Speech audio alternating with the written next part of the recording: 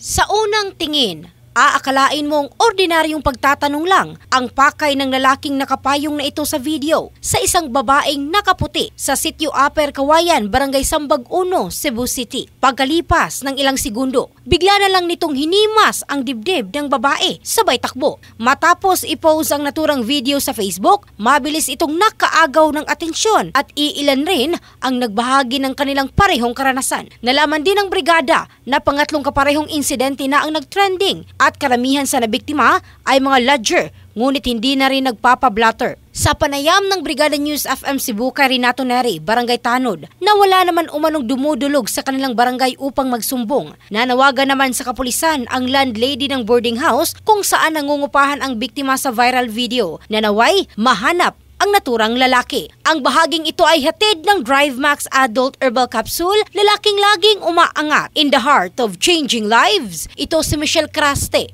ng Brigada News Philippines, The Music and News Authority.